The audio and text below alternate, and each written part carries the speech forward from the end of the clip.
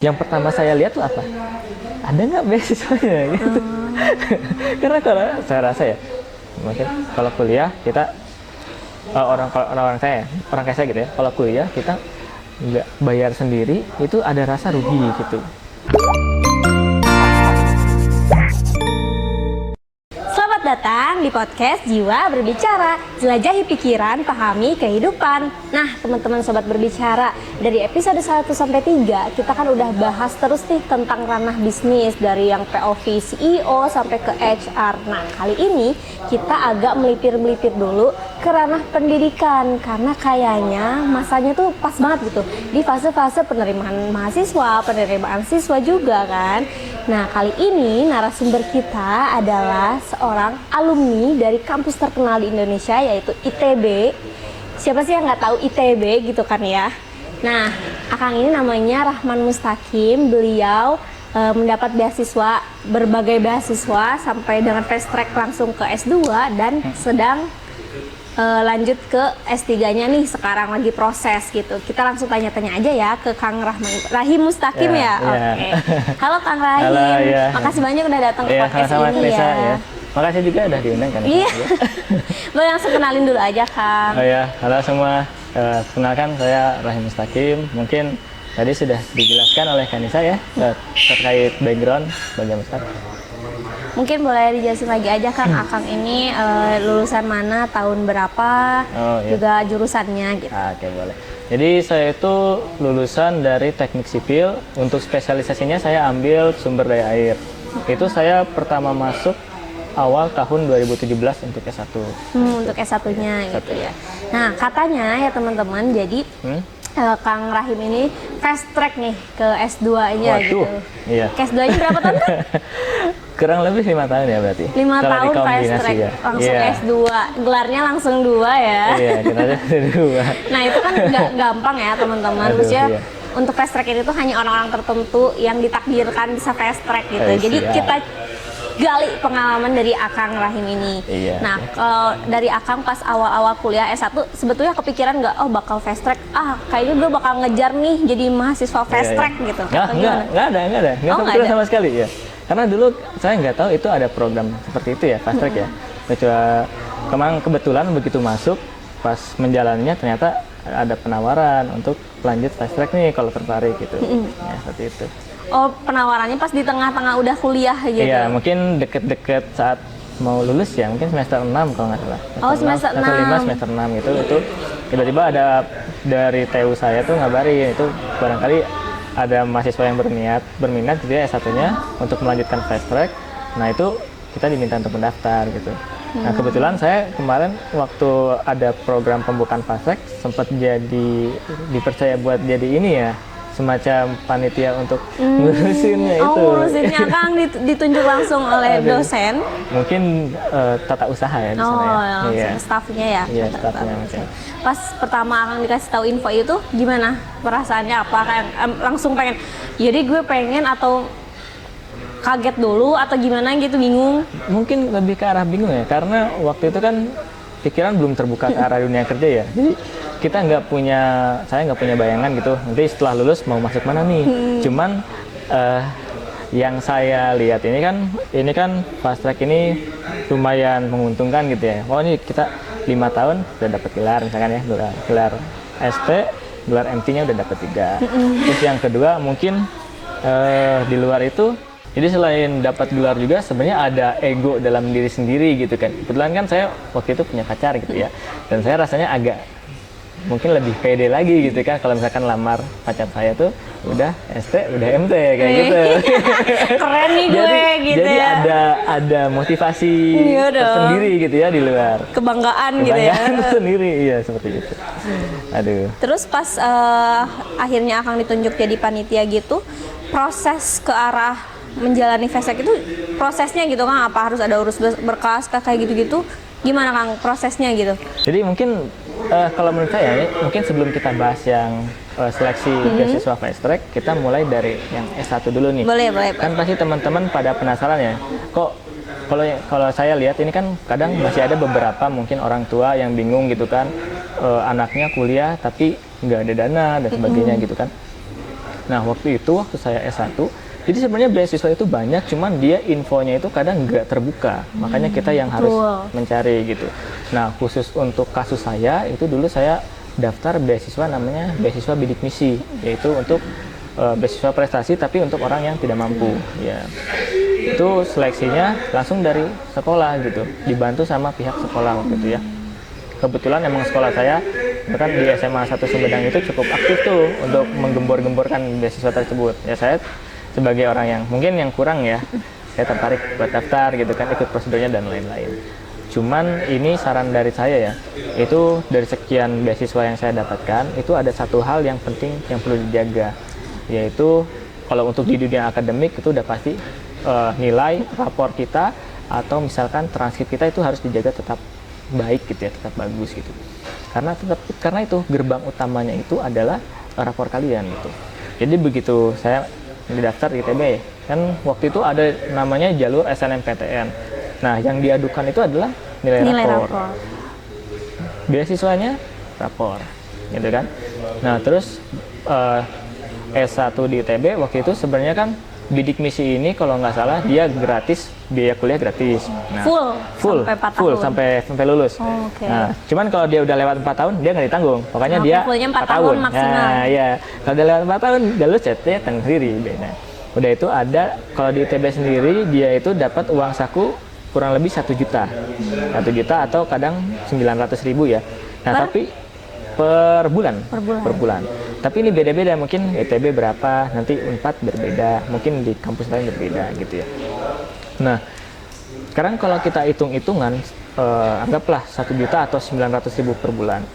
Berarti kan sehari itu saya cuma punya jatah 30.000. Di luar saya harus fotokopi, di luar harus bayar biaya asrama gitu kan, nah, dan lain-lainnya gitu kan.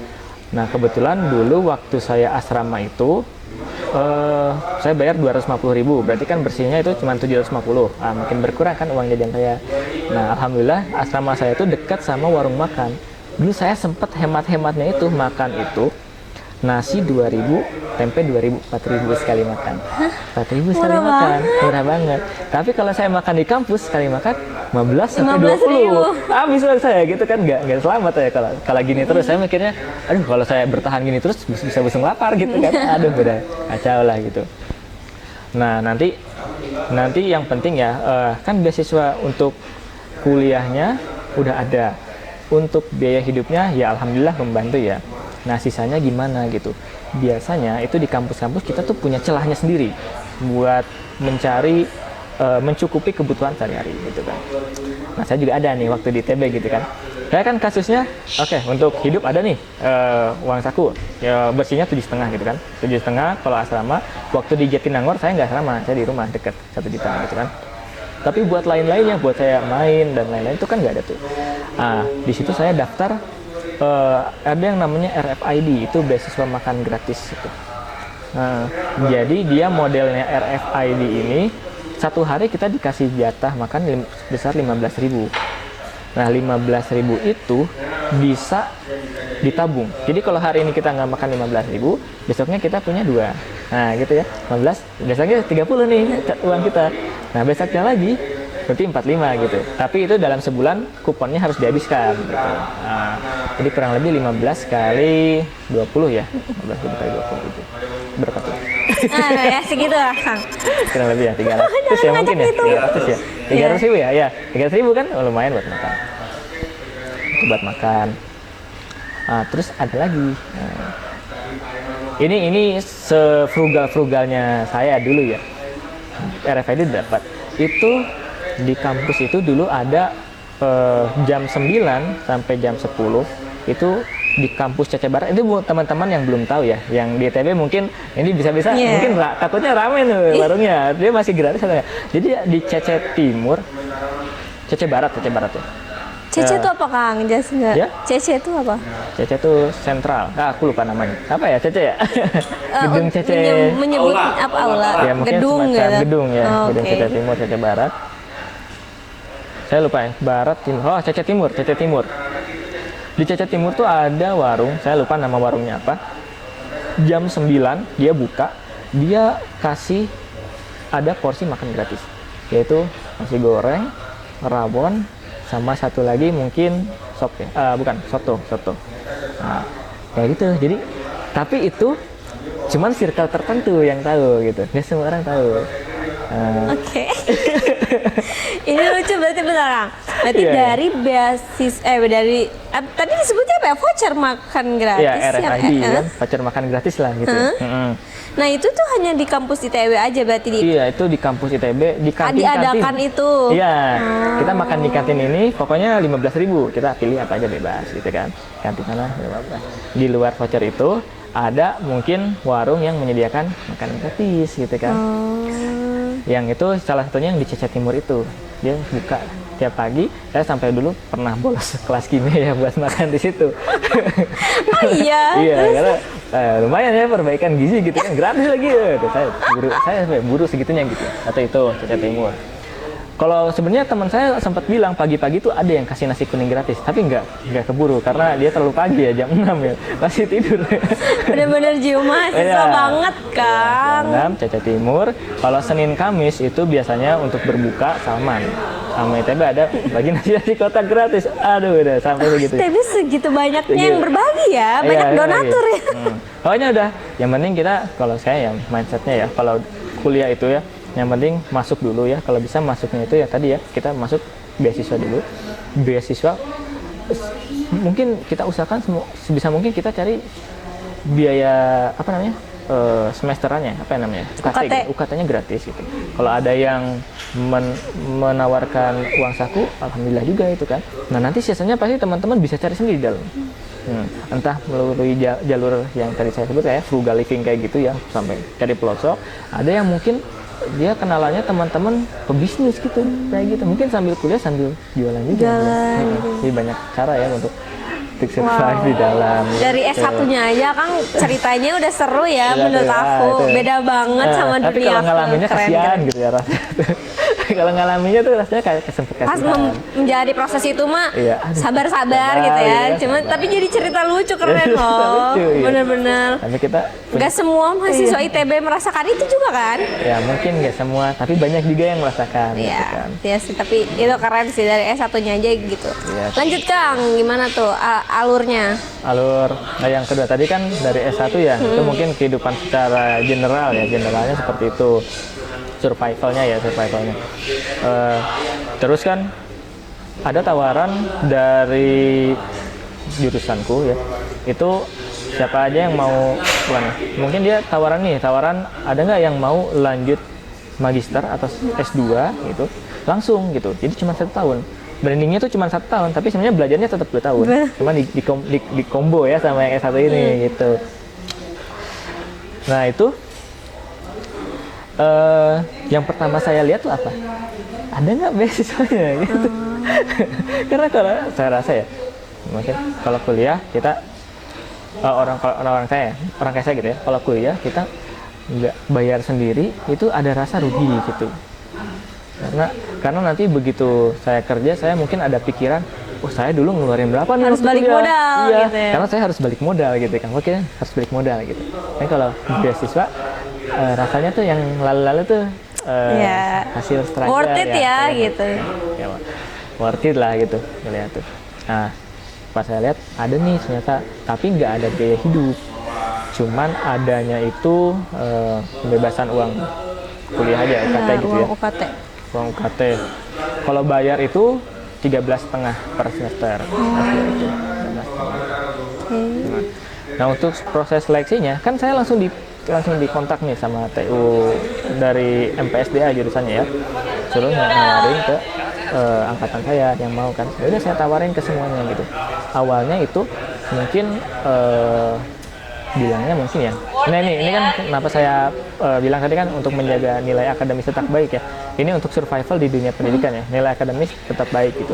Karena waktu awal diumumkannya terkait fast track itu dan beasiswanya, itu mereka nggak nyantumin ada kuota.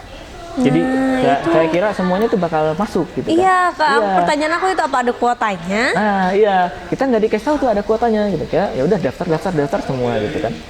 Daftar semua. Nah terus setelah itu barulah ternyata yang minat banyak nih. Jurusan saya yang minat mungkin lebih dari 10 orang, 20 ya. Tahunya mungkin karena kebanyakan, mungkin dananya juga saya nggak tahu ya, mungkin dananya ada atau tidak gitu. Akhirnya diumumkan ternyata yang bisa masuk itu cuma 10 orang gitu. 10 orang. Saya tanya, dari 10 orang ini kira-kira saya masuk nggak gitu kan? Terus tapi saya seneng gini, kan saya yang langsung hubungan langsung sama Tanya. Dia bilang, oh tenang aja ya katanya, kalau apa sih pasti keterima katanya gitu. Oh gitu ya. Itu benefit di samping itu ya? Iya, gini, benefit di samping jadi itu ya. Iya. Jadi kita langsung tahu informasinya. Iya, betul. Tapi tetap proses seleksinya itu dia pakai plastik, nilai gitu. Jadi enak tuh kita kalau kita nilai udah bagus gitu ya, gerbang terbuka gitu. Kita mau daftar beasiswa ini, kita punya latar belakang background tuh menjual gitu ya, nilai kita bagus gitu. Nah cuman kadang orang tuh, aku nggak tahu ya orang, bukan kadang orang tuh ya, jadi takutnya ini.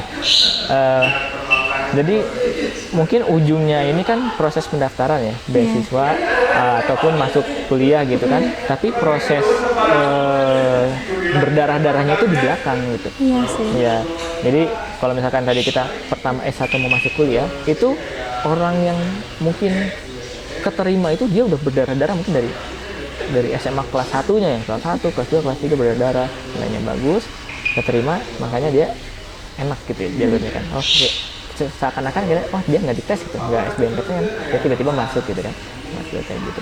Nanti gitu juga S1 mau ke S2 misalkan gitu ya, dijaga dari S1-nya, S1 semester 1, semester 2 dijaga bagus terus ya, nilainya, walaupun nggak top, ya walaupun nggak ke satu banget gitu ya, tinggalnya di belakangnya lah gitu kan.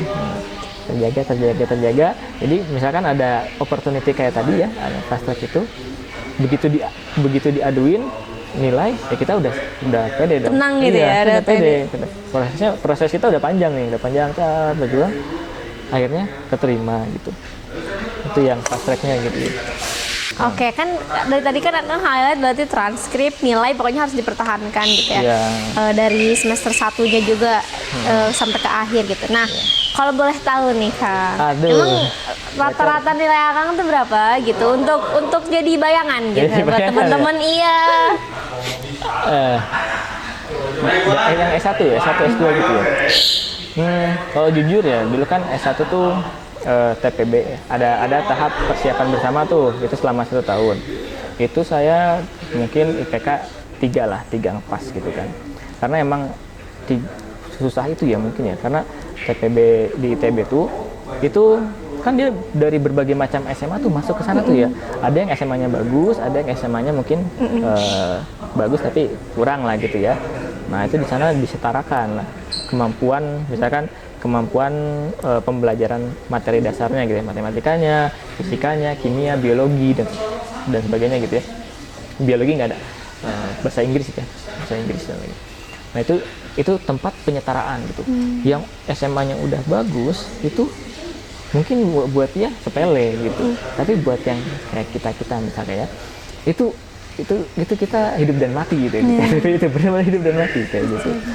Tapi waktu itu alhamdulillah survive ya, walaupun beberapa mata kuliah itu ada yang hampir gitu ya. Dapatlah 3 round 3 gitu ya. TPB, tapi setelah itu kan masuk jurusan. Nah jurusan dari awal sampai akhir, nah itu bangkit nih. Kan TPB rasanya tuh terpuruk ya, kayak teman-teman tuh pintar semua gitu, Cindo tuh pintar gitu kan, ada yang lokalan juga pintar gitu kan. Lah terpuruk lah, terus begitu masuk jurusan mulai terfokus nih, karena begitu kita jurusan ilmu baru, semua orang startnya sama gitu kan. Betul. Nah di situ nih, wah ini momentum nih gitu kan. Saya penasaran gini, mau ngetes nih sebenarnya nih yang saingan teman-teman saya itu di mana gitu kan, posisinya tuh di mana gitu kan, yang memposisikan diri kan gitu kan, di mana. Udah saya belajar, dapat ternyata dari satu kelas saya, satu jurusan saya itu dapat 1 awal tuh 3,95 tuh semester 3 berarti 3,95. Terus itu kan udah oh ternyata bisa nih posisinya di atas, benar-benar top 1 gitu, top 1 ke atas. Tapi udah itu terlena gitu kan. Semester 4-nya karena udah mungkin ada sombong Ada gitu ya. egonya ya. Iya, udah beda, udah jadi agak malesan gitu. Bisa lah gitu ya. Salah, oh, gini doang gitu kan. Udah dari situ langsung kesal itu, Tapi tetap mungkin nggak di atas, agak di bawah dikit. Gitu, Kalau kan. boleh tahu IPK akhir Akang berapa? Kalau semester 1 itu 3,5 Di akhir akumulasi 3,5 kurang. 3,5 gitu. Untuk ke fast track itu ngaruh ke dari IPK gitu berarti? Iya, untuk daftarnya diaduin IPK-nya kan waktu itu. IPK gitu. Walaupun belum IPK ya kan daftarnya Iya. semester Iya sih. 5, 6. Akumulatifnya baru Iya, kurang lebih IP dari semester 1 sampai iya, gitu ya. itu masih 3,4-an lah kalau itu 3,4 Wow. daftar. Dari 10 slot itu Akang masuk. Alhamdulillah masuknya tuh, aduh, masuk fast track dengan nilai itu gitu kan. Ya alhamdulillah karena saya kan bukan orang yang punya unique value gitu ya. Jadi mungkin Akang merasanya seperti itu. iya, aku kan rasanya kayak saya cuman bisa belajar gitu kan. Saya tuh cuman bisa belajar gitu kan. Kalau misalkan mungkin orang lain ada yang punya bakat lain gitu ya. Kayak rasanya bakat lain tuh nggak ada yang terlalu menonjol gitu. Jadi, mungkin saya berjuangnya di sini aja gitu.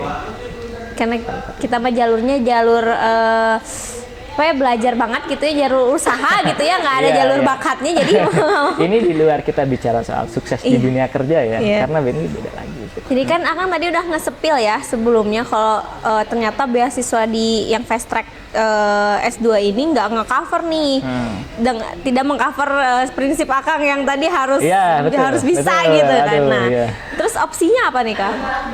Nah ini, itu saya oke lah kuliah gratis. Cuman hidupnya dari mana? Pertanyaannya itu ya. Gak ada. Itu yang jadi karena mungkin ya kalau anak laki-laki mungkin ya. Mungkin semua ngerasain gitu kan. Udah kuliah anak laki-laki minta ke orang tua itu rasanya Malu ya, segan. malu gitu kan. Kayak aduh gimana gitu kan. Ya saya juga kalau ngobrol sama teman-teman saya gitu yang udah kerja gitu, semasa kuliahnya mereka juga rata-rata kalau orang tua malu gitu. Kalau dikasih mungkin nggak minta lebih gitu, kayak gitu. Nah untuk mengcover yang tadi ya S2 itu saya waktu lulus S1 saya kan dapat ijazah.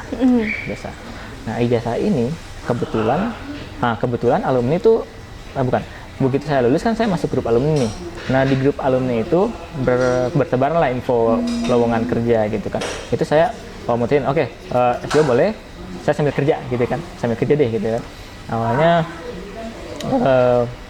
Awalnya saya kira tuh gampang gitu ya. Ya. Mungkin kayak biasa kan, kayak oke lah sambil kerja bisa ngatur waktunya gampang kan. Oke, saya sambil kerja lamar di kontraktor, keterima. Nah, dari situ kita mulai dapat tambahan gitu. Nah ini juga bisa dilakukan karena waktu S2-nya itu dia lagi zaman COVID. Iya ya. Jadi bisa online gitu. Jadi kerja ya. Kerjanya WFO Kang. WFO. Iya WFO, iya. Full time banget. Full WFO, iya full time. Nah itu saya ngerasain mungkin hidup tuh lagi berantakan banget. Karena waktunya susah baginya itu kuliah kerja, karena kerja itu kan dia ada tanggung jawabnya tuh. Yeah. Nah, saya itu mungkin awal-awal saya banyak menyusahkan gitu kan, bos saya gitu kan, rekan kerja saya gitu kan, saya sering cuti gitu kan, lagi kerja cuti, kenapa? Mau bimbingan tesis gitu kan, besoknya beberapa minggu kemudian cuti lagi, bimbingan tesis gitu kan. Tapi alhamdulillah kalau tempat kerja saya ini mendukung gitu ya, mendukung, jadi tetap bisa laksanakan gitu. Ya akhirnya ya waktu lulus juga sambil kerja gitu. Udah akhirnya kan nyusun tesis nih, selesai. Terus diuji lulus itu posisinya sambil kerja, masih kerja. Tapi berarti dari awal Akang interview dulu kerja itu. Iya, Pas iya. itu ngobrol lah kalau masih kuliah nih Iya, gitu. saya udah bilang ke HRD-nya gitu, Pak, saya ini posisinya masih kuliah gitu Mahasiswa kan. ya, Langsung S2. langsung dari awal itu saya langsung bilang kondisi saya seperti ini gitu. Jadi perusahaan mungkin mau terima silakan, nggak mau terima silakan gitu kan. Karena saya ya kondisinya seperti ini lagi kejepit gitu kan. Alhamdulillah perusahaan mau terima tuh gitu. Ya seperti itu ya. Mungkin tapi sekarang udah lewat lah masa Iya, udah suram lewat, itu. ya. Tuh, benar-benar. Nah, dari masa kerja itu berapa tahun, Kang? sejak- Akang kerja di situ sampai lulus? Iya, sampai Atau- lulus ya. Atau dari lulus juga masih kerja di situ? Masih kerja sampai sekarang. Ya. Oh, sampai sekarang? Sampai sekarang masih kerja. Mungkin kalau teman-teman kantor saya nonton gitu ya, itu masih mereka tahu nih saya ceritanya saya gimana. Gimana gitu ya sehari-harinya gitu ya. Pasti seru banget sih, pasti jadi cerita. Aduh, Oh, ini dulu yang dunianya sibuk banget. Paginya ini, siangnya ini, malamnya ini, gitu-gitu mungkin ya. Kayak gitu. Tapi beban terberat saat itu kan selain waktu apa menurut Akang? Mungkin ini ya, waktu mau nikah. Wow, udah Iya. ya Allah, aku bayang. Bener-bener kayak aku lagi fast track kerja bucin. Bucin, Itu bener. sangat melelahkan. Benar itu. Mungkin saya kalau kategori bucin.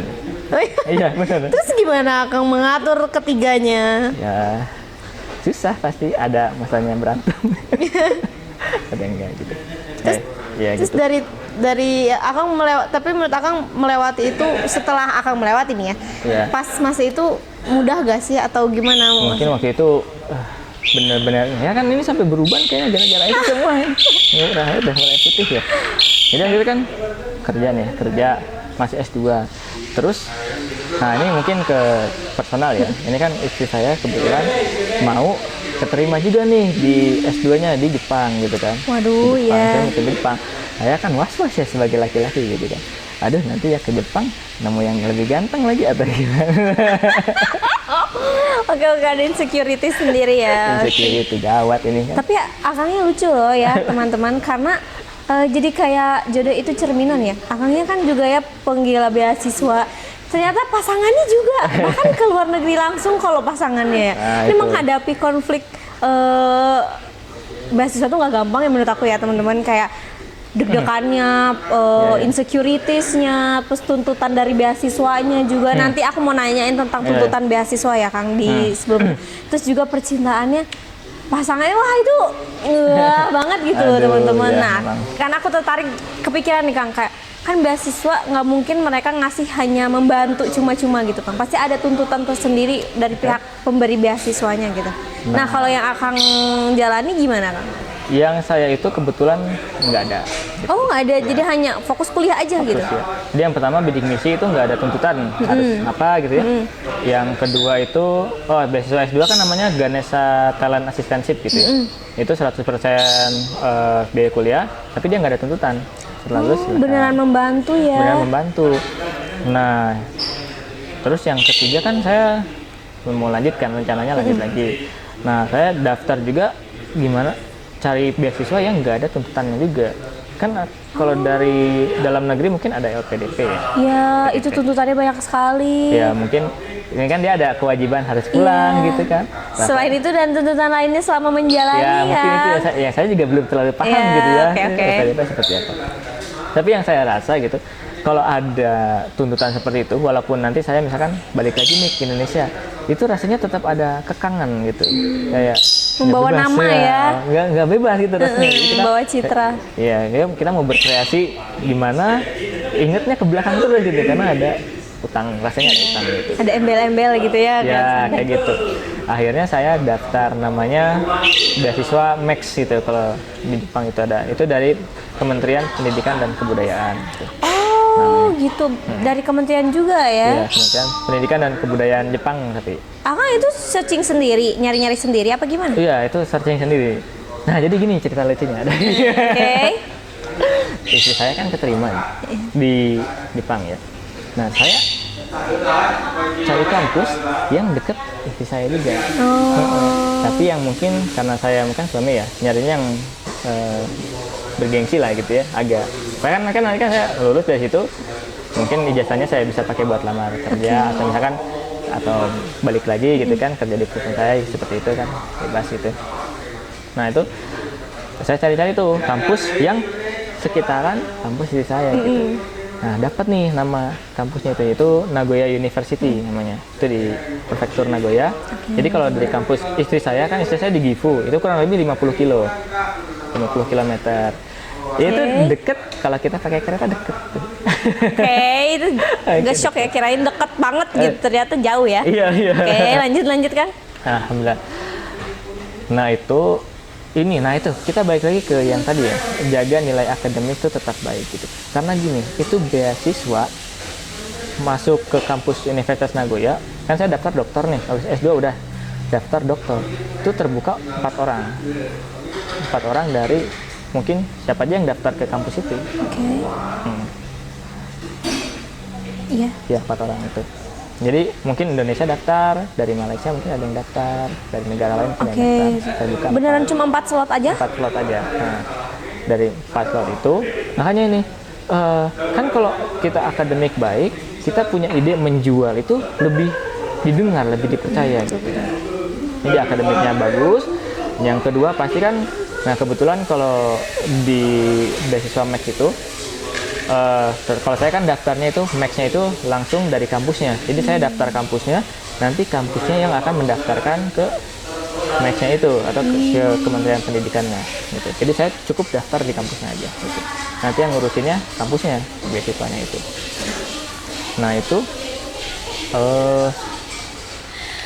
nah untuk dalam tahapan prosesnya gitu kan, yang pertama kan mungkin kita harus kasih transkrip gitu kan.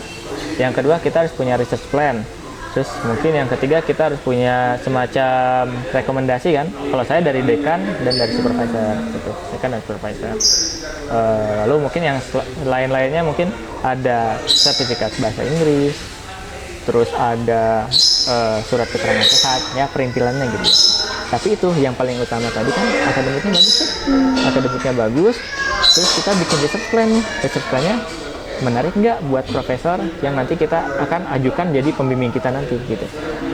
Yang ketiga bahasanya gitu. Nah kebetulan kalau saya lihat nih di Jepang nih lagi buka besar-besaran gitu ya lowongan beasiswa gitu ya. Dan mungkin salah satu kelebihannya tuh mereka kan punya program internasional. Nah berarti kita harus punya sertifikat bahasa Inggris. Nah itu seperti TOEFL IBT atau IELTS. Nah itu mungkin prosesnya cukup panjang gitu ya. Saya juga nyiapinnya kurang lebih 1 tahun gitu. Oh ya? 1 tahun. Untuk beasiswa itu? Ya untuk masuk ke universitas itu gitu. Jadi nyiapin. Jadi kita nyiapinnya dari awal, lihat dulu yang paling pentingnya apa, core-nya apa. Nah yang perintilannya di belakangnya. Nah itu Kak, aku jadi penasaran. Sebetulnya untuk daftar beasiswa, terutama ke luar negeri itu, langkah pertamanya tuh apa sih Kak? Kan kita searching nih. Ya. Aku bingung karena aku juga sama pencari beasiswa gitu ya. Terlalu general. Iya kayak kan kita searching nih ya, ada beasiswa apa? Ada nih beasiswa tok, ada listnya kan. Beasiswa yang terbuka dari tanggal segini sampai segini ada timeline-nya gitu kan. Nah, setelah itu apa yang harus kita lakukan gitu? Tips ya. Gitu, iya bingung. Nah, biasanya kan pengumuman penerimaan mahasiswa baru ya. Kalau saya tahunya Jepang aja ya, mungkin negaranya nggak apa-apa ya, kasih ya. aja ya.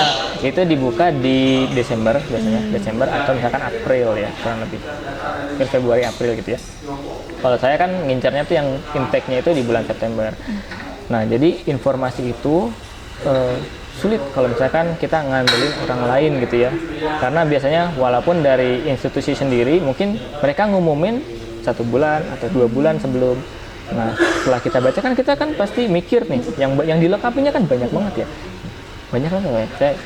Nah itu begitu kita lihat itu kita nggak usah terlalu pengen cepat-cepat buru-buru ya. Kalau misalkan nggak cepat hari itu juga kita siapin buat tahun depannya.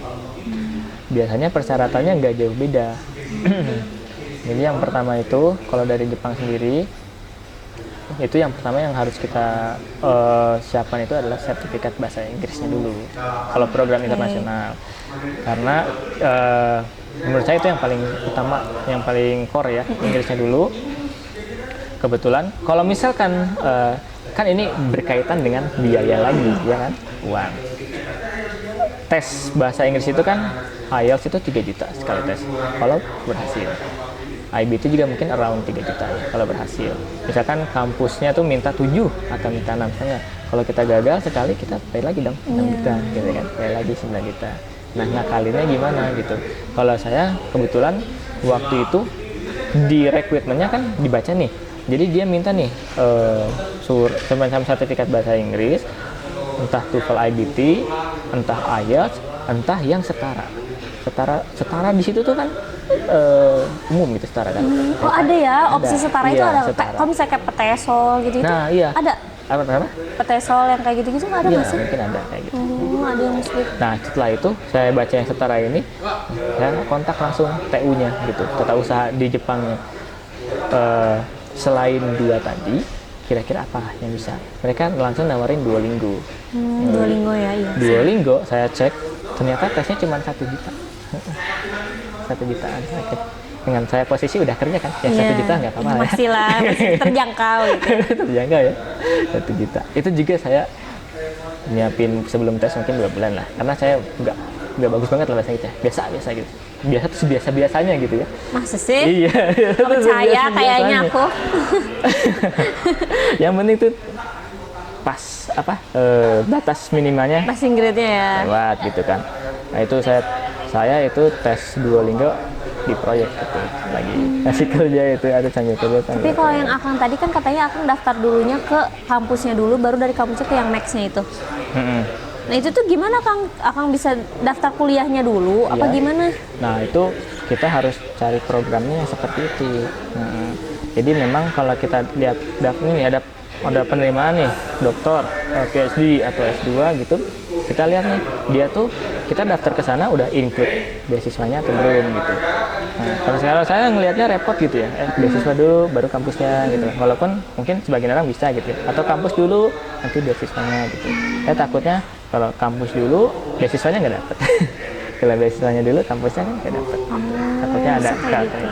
Jadi programnya yang langsung. Berarti Akang risetnya programnya dulu Iya, ya. riset programnya dulu. Nyambung gitu, Nah. baru kalau misalnya ternyata harus daftarnya ke kuliahnya dulu, udah include sama beasiswa ini ya udah gitu, jadi Iya. langsung ke kuliahannya aja Iya. gitu ya. Udah begitu udah ketemu program cocok, udah fokus di sana gitu. Oke. Kayak aku sama ini juga kayak bingung sebenarnya, proses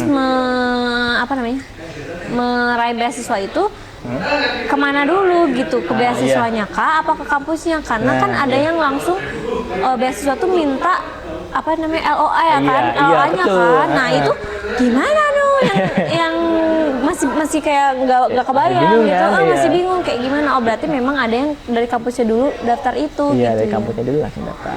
Tapi kayak gambling jadi ya, kalau daftar dulu belum tentu masuk. Belum tentu dapat beasiswa tapi udah keburu masuk keterima ini. Nah itu kan jadi bingung di biayanya nanti Berarti kan. harus nyari beasiswanya dulu yang bisa kayak gitu. Iya. Kalau tadi kan awal kan udah ya bahasa Inggris, oke, sudah didapatkan.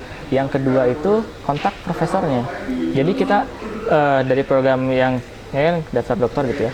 Nah kan biasanya tuh ada list profesor mereka gitu, dan mereka tuh interest penelitiannya tuh di bidang apa gitu. Nah kita cari yang itu cocok sama kita gitu, yang kita mau. Emang kalau daftar ke S3 gitu seterbuka itu ya Kak? Kayak misalnya dosen tersebut Iya.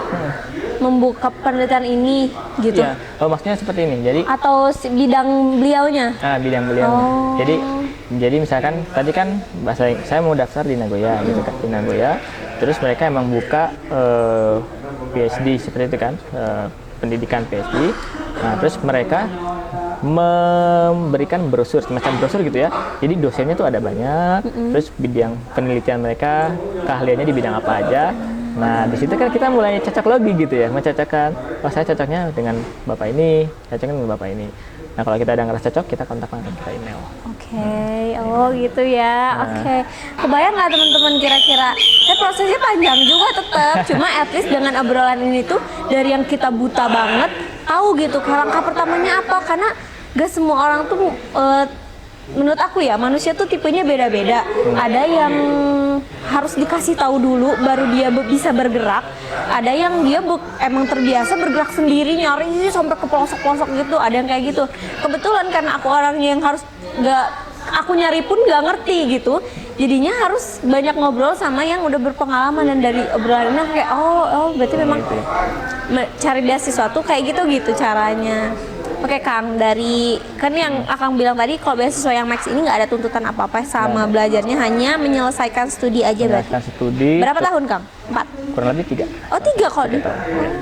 mungkin targetnya di sana kan dokter 3 tahun. Oh, 3 tahun. kalau yang 4 apa?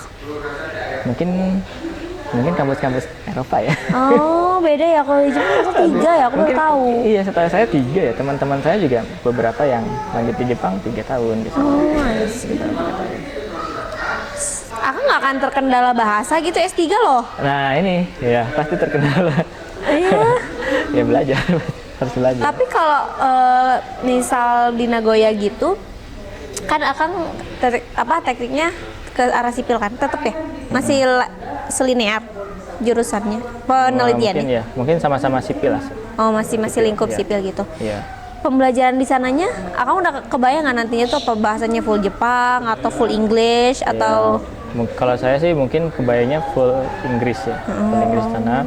Walaupun mungkin hari-harinya Jepang gitu kan. Iya, ya. Sama lokal pasti mungkin mereka nyamannya Jepang gitu ya. Iya sih. Belanja juga kan mungkin Jepang gitu. Oke, berarti dari beasiswa itu nggak ada tuntutan untuk kelihayan bahasa Jepangnya, nggak ada? Nggak, kalau itu tergantung.